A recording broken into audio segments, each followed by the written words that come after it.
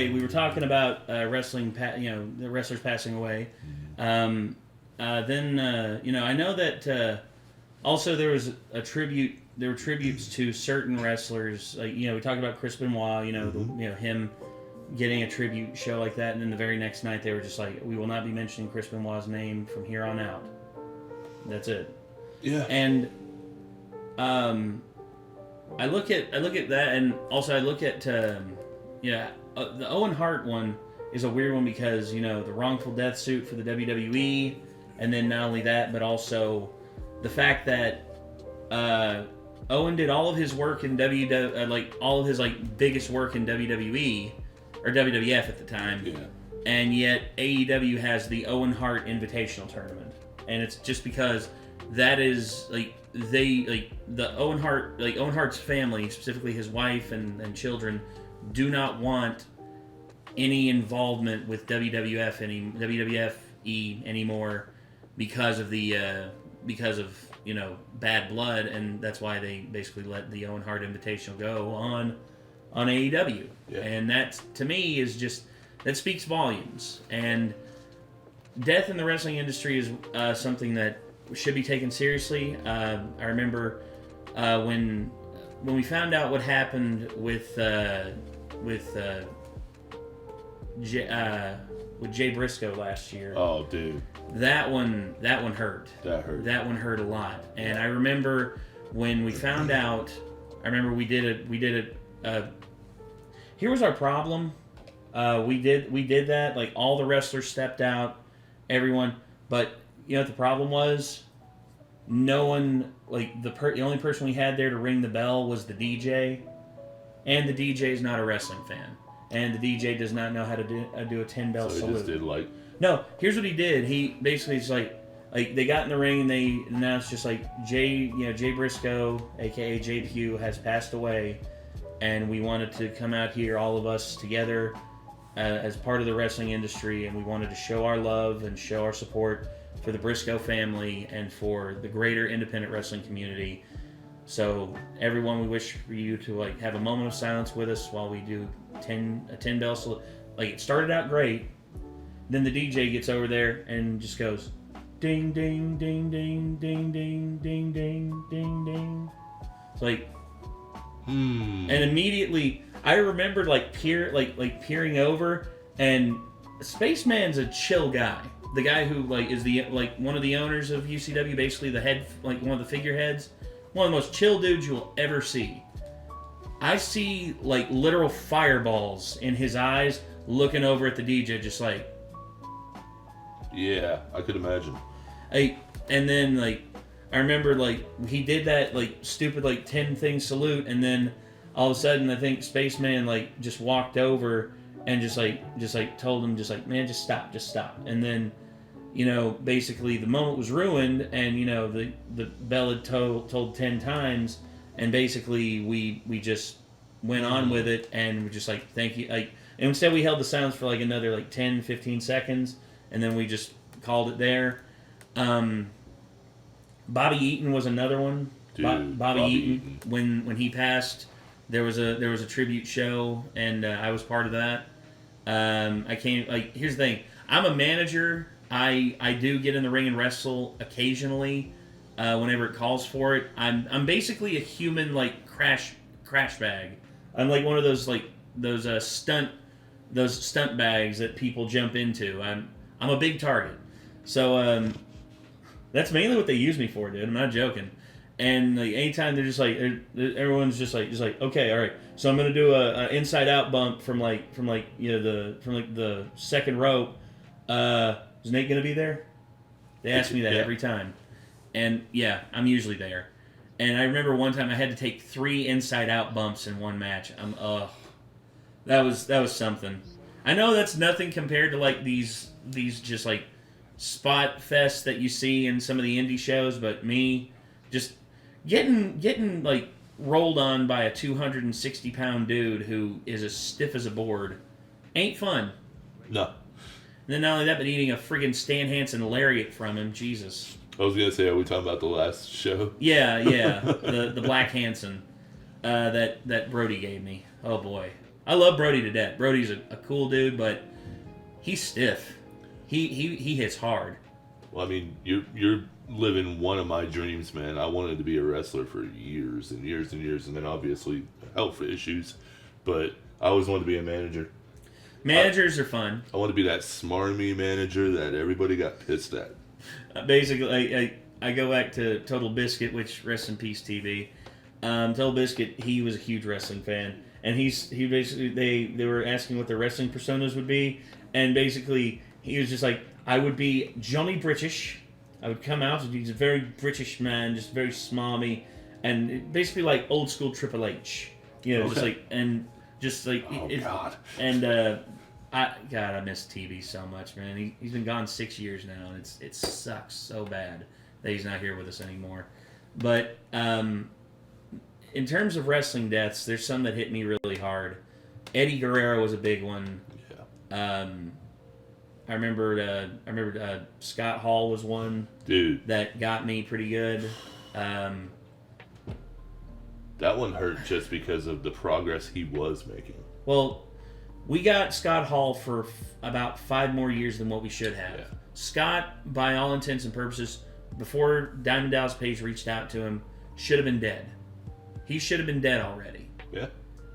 But Page reached out to him and got him on a better path. And I am so happy about that. And then there was Jake the Snake as well. Jake Roberts, and the recovery he's done has been amazing. Yeah. I mean, it's awesome. It's awesome the work that Dallas has done. But not everyone can be saved, sadly. Vader was one that reached out to DDP, and sadly Vader knew like he wouldn't last much longer if he kept going the way that he was, and he didn't. He said I'll probably be dead within 6 months to a year, and he was almost right on the money. It was like 8 months later, just gone. One of the greatest big men to ever do it. And what a lot of people said, like if you got to him, like whenever he, before like he became like Vader, whenever you got to meet Leon, Leon White, he was one of the sweetest dudes out there. But when he turned it on and he became Vader, you did not want to be around him because he became an asshole for a long, long time. Well, I mean, watched a match with him and Mick over in, what was it, Japan? Oh yeah, New Japan. That was rough. That hurt. Yeah. So I'll just say this video I know is gonna hit hard for me because I'm a huge wrestling fan. Same. I know you're a huge wrestling fan. Yeah. And I just want to see who all they're gonna cover in this. I know WWE has ignored quite a few. Some are warranted, some are not. Yeah. But overall, let's see what they got. Here we go. Last night, 1999. But if they're a wrestling legend and they've been retired and been off TV for a number of years, then it's likely they will incorporate a 10-bell salute with the entire roster on the top of the stage to pay their respects. However, there have been times where the WWE failed to acknowledge a wrestler's passing on television. Why they failed to do this has left WWE fans puzzled and disappointed for years, as they feel that every wrestler who competed in the WWE should deserve at least some acknowledgement for their hard work, but which were ignored. Well, join us now as WrestleMania looks at 12 wrestler deaths shunned by WWE.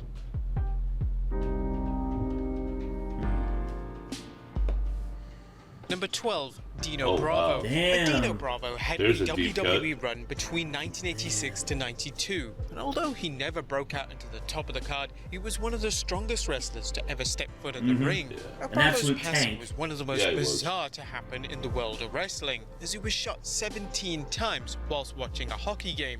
Why did this happen? Well, many believe it had something to do with his relation by marriage to Montreal mobster Vic Catroni, and due to the nature of his passing, WWE failed to acknowledge it. Number 11, Ludwig Borger. For those not familiar with Ludwig Borger, he had a brief run in the WWF during the New Generation era, and his biggest achievement was actually breaking the undefeated streak of Tatanka. However, after suffering an ankle injury in '94, Borger opted to quit wrestling and started a career in MMA. Unfortunately, in 2010, Borger took his own life. Now, there was no mention whatsoever by WWE of his passing, which was sad to see as Borger had a difficult time after his WWE departure. Number 10, Jack Tunney. Tunney. Yeah, that one didn't. I don't understand because Jack was always just such a big force on WWE TV back in the day, and it was before Vince McMahon was outed as like the leader, like the actual owner of WWE and like owner and president. But Jack was like one of the like premier faces, and everyone knew him. Everyone knew him as like the president of WWE. Do you think him and Vince had a falling out? Like, Maybe. I think. Well, Jack was a big name in Canada, and I remember when the screw job happened. Basically, he tried to distance himself as much as he could from Canada, and he didn't want to completely alienate the Canadian audience. He knew they would still buy tickets just to yell "You screwed Brett." Oh yeah. He knew they would, because hate buying and hate watching are definitely a thing. And in the 90s, oh boy, was it as strong as ever. Mm-hmm. And the Canucks loved Jack Tunney because of his representation of like the Canadian product and him being such a big name in Canada. And it's sad to see that they didn't give him a proper tribute. Anyway, sorry.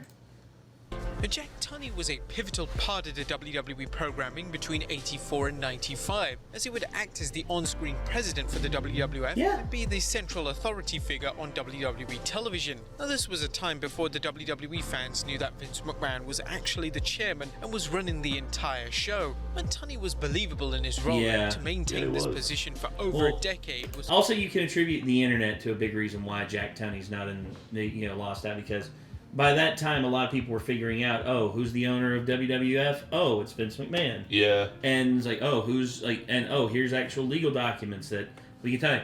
Owner, CEO, and president, Vince McMahon. Oh, so why is Jack Tunney acting as president? And, this is before, like, the dirt sheets and the smart marks, like, were in on everything. Like, regular wrestling fans don't really care, but, if you're able to fool the dirt sheets and fool, like, the smarmy ones, then you've done something, and you can't do that with a fake figurehead. No, that's what I was going to say. Like, do you think the farcical aspect of it is what tainted it? Well, okay. They still have, like, GMs on Raw and SmackDown. Respective ones. You know that, okay, when they named Mick Foley and, who was it? It was Mick Foley and Shane McMahon, I believe? Mick Foley and Stephanie. When they named those two respective like leaders of it, Stephanie was because she's Vince's daughter and she's got a stake in the company. But do you really think they were letting Mick Foley call anything backstage? No. It's figurehead stuff that mainly it's authority figures for authority figures' sake, and they work. They can work if they're believable. I mean, hell, Teddy Long is like, we're gonna have a tag team match, player. Yeah. Which, that's another one too. But Teddy Long was funny. I would say there's just been eras where good leadership have carried shows. Okay, like the SmackDown 6. Dude. You didn't need anything like in terms of leadership for the SmackDown 6. Let those 6 work. That's all you had to do. And that's all they did. Mm-hmm. And they literally made SmackDown the wrestlers' show. Yep. And Raw, and of course Raw is the sports entertainment show, but SmackDown was where the wrestlers went, and where the wrestlers were actually able to flex their respective muscles, and they looked awesome. But Jack Tunney, his deal, I really wish he would have got more. He would have got more recognition. I do too. Anyway. Quite an achievement. Tunney would later be released from the company, leaving on bad terms as he had fallen out with upper WWE management, including Vince McMahon. Sadly, in 2004, he passed away after suffering a heart attack at 69 years old. WWE would never acknowledge his passing, and it was reported that no personnel attended his funeral. Number 9, Chris Kanyon. Oh, man. Oh, this one hurts, dude. This one hurts. Because... Like, especially after the Dark Side episode that came out, like... Well, it hurts on multiple fronts because I was a huge fan of Kanyon when he was in WCW. When he was Mortis, Wrath and Mortis. Oh, dude. Like, his ring work as Mortis under the... Dude, he was pulling off, like, these amazing moves for a guy as big as he was. Mm-hmm. It was amazing seeing his work. Mm-hmm. And because of his inability to come to terms with who he was, because... He thought, I'm in the wrestling industry. I need to be Mr. Macho Man. I need to be Mr. Big Macho Tough Guy. I mean, and coming to terms with who you are, coming to terms with, who you are in life is a hard thing to do, period. And I can only imagine the level that he was under because of his scrutiny. The level of scrutiny and also, the boys' locker room whole thing, which, again, I know there are people out there who are like that, but again, there's a lot of wrestlers don't care. It's like Undertaker talked about this on one of his most recent podcast appearances. He said there are a lot of people out there who give me shit because they think I hit Canyon with the chair too hard because I found out he was gay. He's like, I didn't fucking know. I think it was with Undertaker and Maven. Because Undertaker was talking to Maven about like the chair shots that he delivered to Maven at the Royal Rumble, where Maven eliminated him. The receipts. Yeah. Oh well, that's the thing. Maven said they hurt, but they were easily like the most straightforward and flush chair shots I've ever gotten, and they stung, but they didn't ring my bell. Damn. And he said Maven emphasized like Taker took care of me. Taker took care of me, and when he brought up the whole Chris Canyon situation, he said, I didn't know Canyon was gay. And if I would have known, I wouldn't have given a shit. Hell, I've wrestled plenty of dudes that were gay. Like, hell, in the locker room, like, you can definitely tell, like, there's some wrestlers who are gay, and they ain't afraid to show it. Mm-hmm. But Chris Canyon was under the idea that he had to be Mr. Macho Man. But, Mr. Big Tough Guy, not being gay, anything like that, which is sad, dude, because the guy was a great wrestler, and he was undercut. He undercut himself so much, and he was undercut by the industry so much that he felt like there was no other way to go about it except for just like ending himself, which that's not the way to go, man. So, there's greater things in life. There is. And I love wrestling, but I don't love wrestling enough to like see someone die over it. No. Period. And Chris didn't deserve this. No, he didn't. Now, on a lighter note, did you find him as Mortis? Like, was that the first time you ever saw him? I saw him as Mortis, and I believe I saw him as like an enhancement talent without the mask a couple times. But when he was Mortis with Wrath, and they would have these awesome matches against like Harlem Heat, they would have these amazing matches against Ming and the Barbarian. They would have these awesome, and you'd have Wrath, who was of course like big, You had, Brian would come in there and he would be like the big hoss. Swole, Chris was also big in his own right. He was nowhere near as like thick, but he was tall and he had a very good like physique and everything.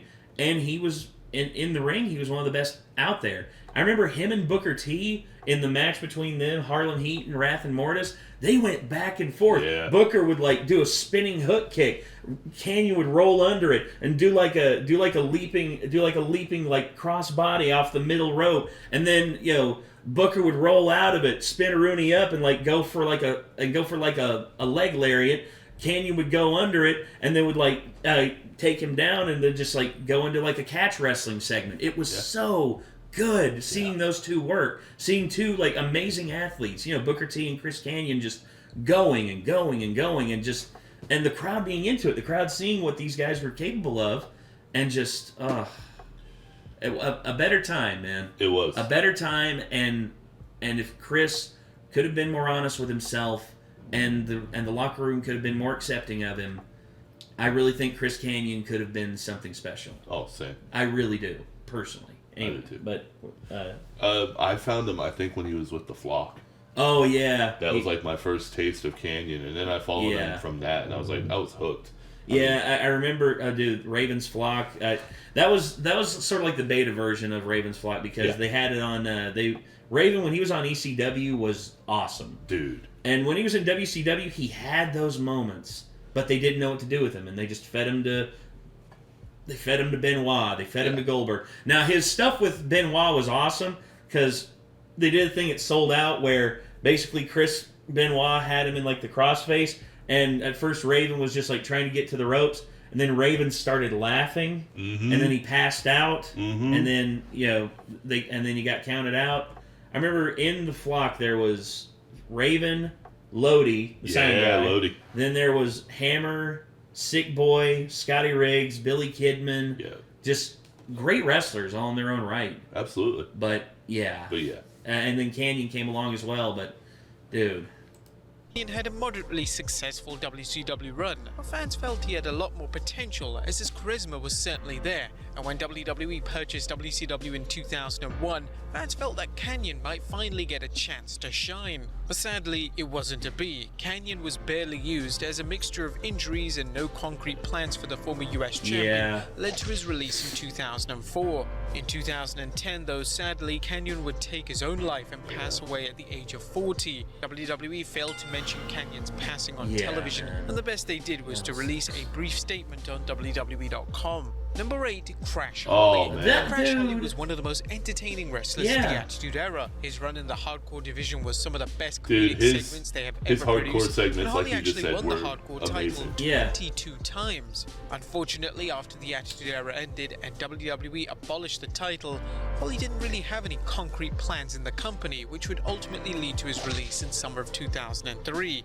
Holly would then unfortunately pass away in November of that same year, as he had suffered an overdose at the house of his good friend Stevie Richards. He was only 32 years old. WWE would never acknowledge Holly's passing. However, in 2005, he was included in a tribute video at the ECW One Night Stand pay-per-view, which was at least some sign of respect and condolence.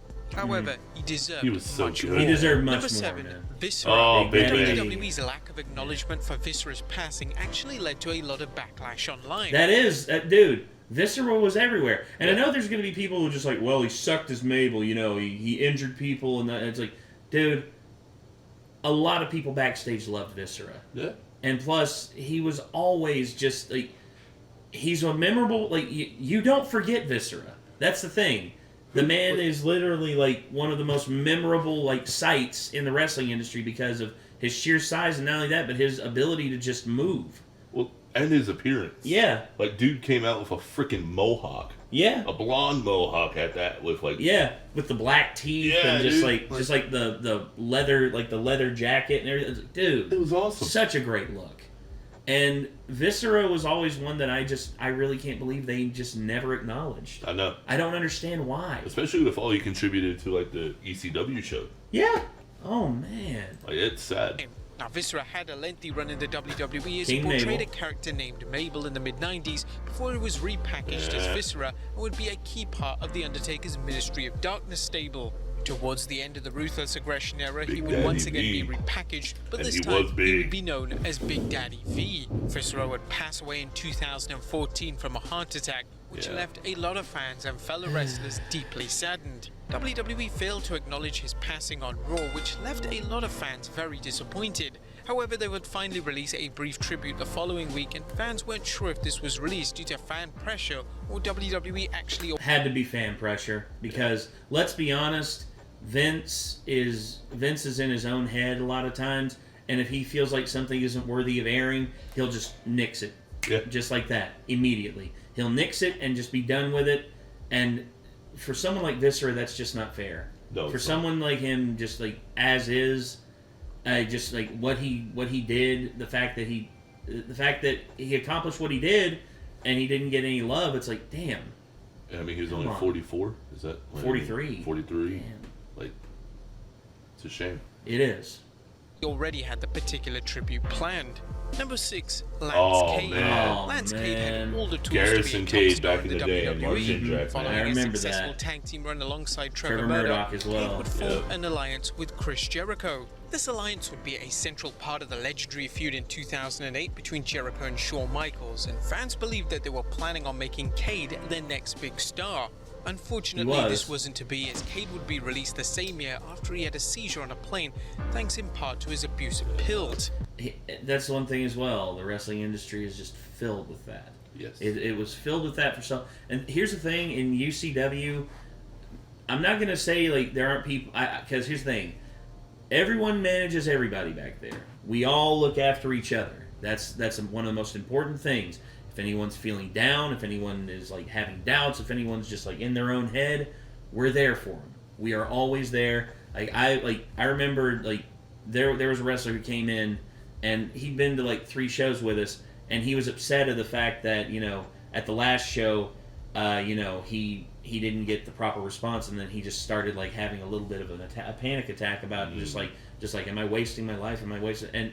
And we found out that he didn't take his medication that day, and he basically was he was overwhelmed with it. And I just told him like, dude, here, calm down. Let's go out back. Let's get some air. Let's talk.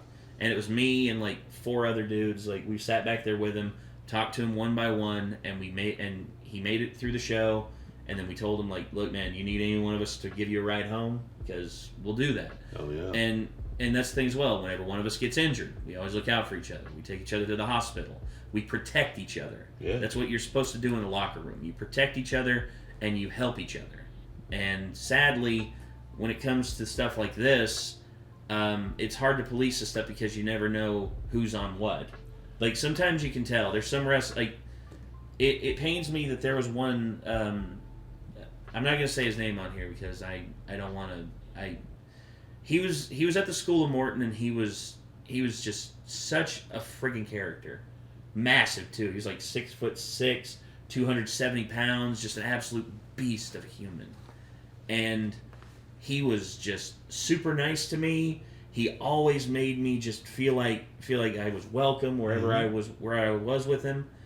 And I figured he had a problem. I figured he did, but I didn't know how bad it was.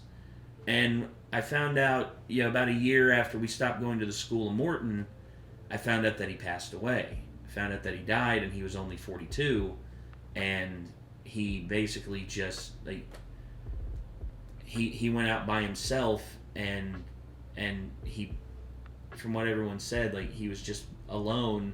He'd been by himself for, like, 3 days, and then his mind got the better of him. And he just took all the ones that he had on him, and then that was that. And it sucks. It sucks so bad when I'm not saying he could have like gone. He was 42. He had great matches already. He was one of the best I'd ever seen. But that doesn't mean just because that part of your life is over doesn't mean that your life is over. And you need to you just need to stop. And Lance Cade with him, him. I hope and wish that he could have gotten clean because he was so good. Man, he could have been another version of Randy Orton. He could have been like a proper like good mid-card villain for so long, and even like tipping into the main event as well, like you're talking about. Yeah. He could have been like a Randy Orton. You could give him a World Heavyweight Championship run. No problem. I don't like they gave Jack Swagger a title run. They could have given Lance Cade one. Yeah. Come on. Just 2 years later, he would pass away from an overdose at just 29 years old. WWE failed to mention Cade's passing, as it appeared to be an unwritten rule at the time that if a wrestler passed away from a drug-related death, then it would not be mentioned in any capacity on WWE programming. Obviously, this move received a lot of pushback and criticism from a lot of fans, and it took WWE a number of years to see how unmoral this was. Number 5, Hercules. Oh, wow. Hercules was most well known in the 80s for having matches with the likes of Hulk Hogan and Ted DiBiase before he formed a memorable tag team with Paul Roma known as Power and Glory. Hercules would eventually retire in 1999 as he wanted to spend more time with his family. Unfortunately, 6 years after his retirement, he would pass away at his home with heart disease being the official cause. WWE failed to acknowledge his passing, and he's never been mentioned on TV since his time with the company. Number 4, Test. Test without a doubt should have been a huge star in WWE. Debuting in '98, Test would eventually join Vince McMahon's corporation stable before he would begin an on-air romantic storyline with Stephanie McMahon. Over the next few years, he would have a decent run in the mid-card and would even win the Intercontinental title, but sadly, he would never ascend to the top of the card. In 2009, 4 days before his 34th birthday, Test would pass away from an accidental overdose.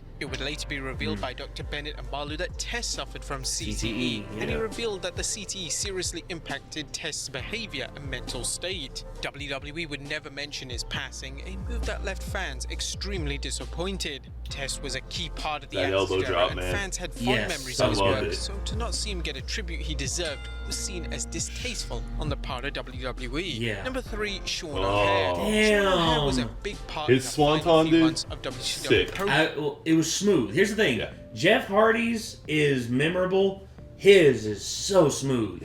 Sean O'Haire had such a good look about him too. Like I remember he did a devil's advocate thing for a little bit. Mm-hmm. I remember that. It could have been so good if they would have just ran with it. If they would have ran with it and have him come out and just like play devil's advocate to like someone who was like teetering on becoming a bad guy and just like being that little devil on their shoulder and just being like, if you need a hand, merely ask. He could have been so good, dude. Yes. Like, I wish he would have had, because did he have a stint in TNA? Yes, he did. He had a little bit of a stint in TNA. I saw him during the death days of like WCW. I saw him, and even live, dude, he was still just so good. He was like one of the most talented wrestlers.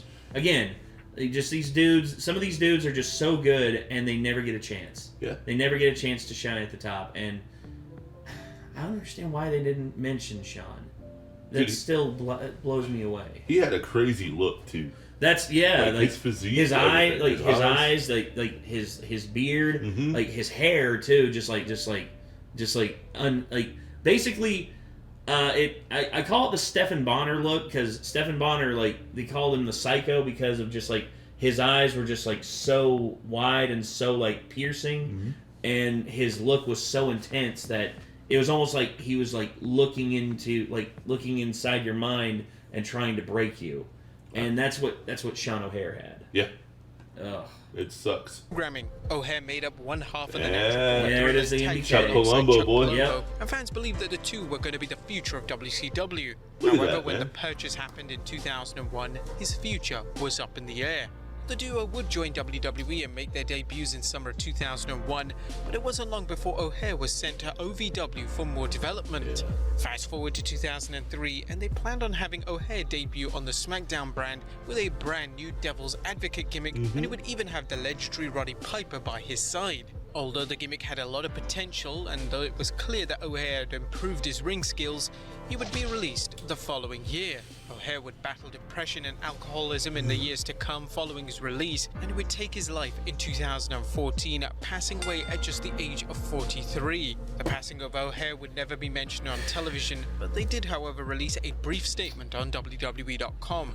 Number 2, Doink the Clown, Matt Osborne. Matt Osborne was well known for portraying the original Doink the Clown. The original Doink was a villainous, borderline evil clown who often played tricks on his opponents. In 1993, however, Osborne would be released from the WWE after he was fired for repeatedly smoking drugs in the hallway of the hotel that WWE talent was staying at. The Doink character would then be taken over by Ray Apollo, but Osborne would get a chance to reprise the role for the 15th anniversary of Raw in 2007 during a brief appearance. Not Osborne? I thought it was Matt Bourne. I know there's Evan Bourne. Hold on, let's see. No, it is Osborne. Damn. Matt Osborne, yeah. Okay. My bad. It's okay. But yeah, portrayers, yeah. Matt Osborne, the original Doink. Steve Cairn. Steve Lombardi, wow. Yeah. Brooklyn Brawler. Brooklyn Brawler, baby. Damn. Heath Slater. Men on a Mission. The Bushwhackers. The Four Doinks. Ray Apollo. Look at that list, dude. Mark Starr. Jeff Jarrett. Ace Darling. Dusty Wolf. Nick Dinsmore. Eugene. Dwayne Henderson. Alabama Doink. Oh, God. And then unknown person portrayed Doink in the 2020 Money in the Bank, appearing during the men's Money in the Bank ladder match. Huh. Numerous other wrestlers have done that, have dressed up as Doink. Yeah. But yeah, anyway. Yeah. Sorry about that. That's okay. It's okay. Unfortunately, in 2013, Osborne passed away due to an overdose. His family would shortly file a lawsuit against the WWE, who stated that the blows to Osborne's head throughout his WWE run ultimately contributed to his early passing. And number 1, Umaga. Umaga made his WWE debut in 2002 and will portray the character known as Jamal and will be a part of Eric Bischoff's 3-minute warning stable. The stable was short-lived and it would later be repackaged as Umaga, a character he would find great success with. Umaga would go on to have memorable feuds with the likes of John Cena, Bobby Lashley. What the hell is this? That was great. So Triple good. H. and Jeff Hardy. Oh. Whisper in the wind. Ooh. So good. With some fans saying that he's one of the greatest superstars to never win the WWE title. He should have at least Sadly, got it in 2009, Umaga once. would be released from his contract Yeah. after failing WWE's wellness policy. Just a few months after his release, Umaga would pass away after a various mix of pills was found in his body. Umaga was just 36 years old. WWE would fail to acknowledge Umaga's passing on television. However, according to WWE legend Chris Jericho, Vince McMahon was extremely upset in relation to his passing. Jericho would state during an episode of Talk is Jericho that, "I remember how legit sad Vince was about it, because at the time I think they had let Umaga go because he wouldn't go to rehab. And I remember Vince really saying, like, I tried. I did not want this to happen. I couldn't do anything. Like, if you're not going to do it on your own, there's nothing we can do." And he was like legit torn up about it, because I think Eki in McMahon's mind had so much more he could have done if he hadn't fallen into those traps that happened to so many of the brothers over the years. Well, now, I mean, Jamal and Rosie, I mean, Matt Anoa'i, he basically passed away too, and it was a heart attack for him because he just kept gaining weight. That's the sad thing is, like, and you look at the Fatu and Anoa'i family and the Mayavias and just like all the death that has just occurred in that, it's just oof. I mean, imagine, Umaga and Rosie in the bloodline now. Oh, like my next God. to Jacob Fatu whenever they bring him in. Yeah. Oh my God, dude. Dude, I know that they would they'd be older now and they wouldn't be able to do as much, but just their presence alone. Put them as managers. Yeah, put them as just like bullish managers. Like they get like one or two good licks in, and maybe like for a big show they like do a big hop off the top rope just one more time. Mm-hmm. I would love to have seen that. I would love to have seen Umaga do that, and just at least once nowadays. Like that would be so good. Yeah, really would. It would, but anyway. Yeah, so there they are.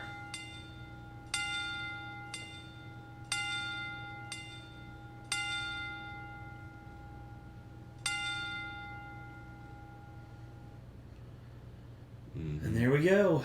That's 12 wrestlers' deaths that WWE ignored, and that was, oof. That one hits hard. It does. I'm hoping that a lot of you out there understand, just like these wrestlers made a big impact on a lot of people. They made a huge impact on a lot of people, and it's important to recognize that and have that be like the main thing that you think about when it comes to them. Yeah.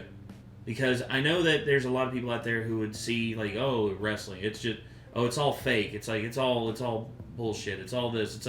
It's the best comeback I've ever heard is it's like what's your it's like oh, you're a wrestling fan? Oh, dude, you know that shit's fake. It's like, hey man, heard you liked Breaking Bad. You know that shit's fake, right? Mm-hmm. And it's like, well, yeah, but it's different. It's like, oh, it's different. So me liking live performance versus you liking edited and cut up and chopped up, predetermined. It's like, oh, but it's all predetermined. It's like, what, you think the writers are calling an audible on shooting day? No, it literally, it's probably everyone. It just makes no sense. And that's my thing is like anyone who wants to talk shit about wrestling, feel free to. But at the end of the day, these athletes deserve all the respect in the world for what they do, what they put themselves through for the art of wrestling. And yes, it is an art. Yeah, I know there's like shitheads like Meryl Streep who'll just be like, and martial arts and wrestling are not the arts. To which I'm just like, Meryl, go accept another Oscar nomination and thank Harvey Weinstein again. Why don't you? Yeah. Or wait. Oh, I'm sorry. You're the one who called Harvey Weinstein God. You literally called one of the biggest monsters in movie history a god. No, I'm sorry, not a god, the god. You referred to him as God, so it's just like, we see where your priorities are. Mm-hmm. You'll suck off the devil if it gets you another Oscar nod. Whereas these wrestlers, literally destroy themselves to bring